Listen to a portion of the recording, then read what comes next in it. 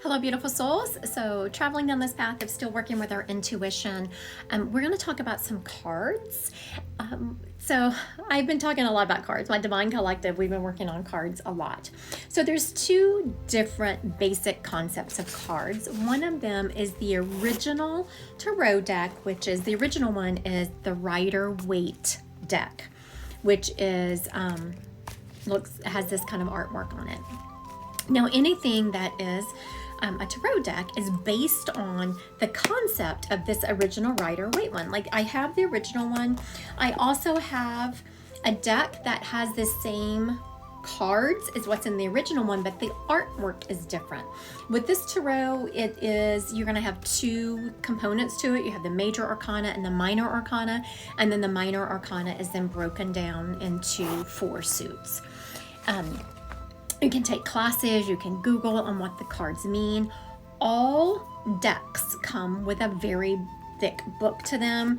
Let me show you the one that came with this angel deck. It's like, you see this book?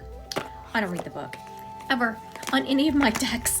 So then let's talk about oracles. So I have a ton of oracle decks. Like, this one is the Angels and Ancestors. I'm going to pull a card from this in a second to show you. I've never even used this deck before. I have no idea what the cards look like or the meaning of them, but I have a ton of decks. When something resonates with me, I will purchase it. See, we have here's just some of mine setting up on this, on my bookcase here. There's several of them. And then I also have some in some drawers over here. You can see I have mini decks, and I have some right here on top of here. There's some up there. Whenever I find something that resonates with me, I will buy it if I'm in the mood, and then I will usually find a way to use it at some point. As I'm going into a reading, or especially when I'm going live, I will just get a deck that resonates with me. Now, this one was resonating with me today. Again, I've never used it, and that is on purpose, so I can show you how you read the cards intuitively. Great way to kick off your intuition. This one is by Kyle Gray, and it is Angels and Ancestors Oracle Deck. Now, Oracle Deck is just someone decided to channel some messages or come up with some cards, artwork, and meanings to them. I mean, I wouldn't be surprised if one day I don't have an Oracle deck out there.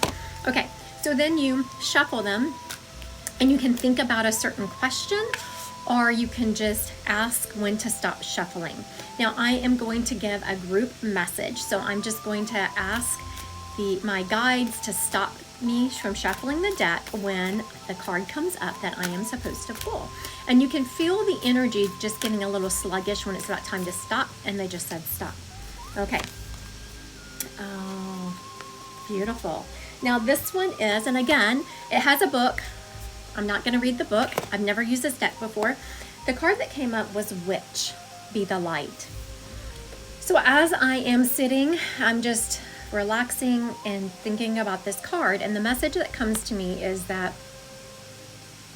goodness. Okay, so I know that we are going through some turbulent times right here, not only in the United States, but in the world. I'm being shown a picture clairvoyantly of the United States, and I see just millions of little dots on the United States. And then when I pull my vision back and look at the world, I see billions of dots around the world. Those are the people that are vibrating at a higher vibration, that are going to be the ones that are going to pull us out as a collective of this dark path that we are currently headed down. Now I have a ton of questions, so I just start asking, is there enough of us vibrating at this higher octave to be able to accomplish it? And I'm getting that there is a very narrow path in which we're going to avoid significant dark times, though it's going to get bad and people are going to think, oh my goodness, there wasn't enough of us. Just remember, it could have been worse had there not been so many people vibrating at such a high octave. Now, if you're one of these people vibrating a high octave, how are you changing the world?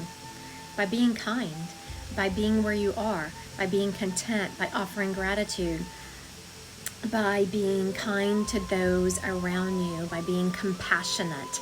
As you are compassionate and loving, you change. It's like a butterfly effect. It's like dropping a pebble in a lake. Now, I'm knowing this because clairvoyantly, I saw a butterfly. Clairvoyantly, I saw a pebble being thrown into a lake and it vibrating out.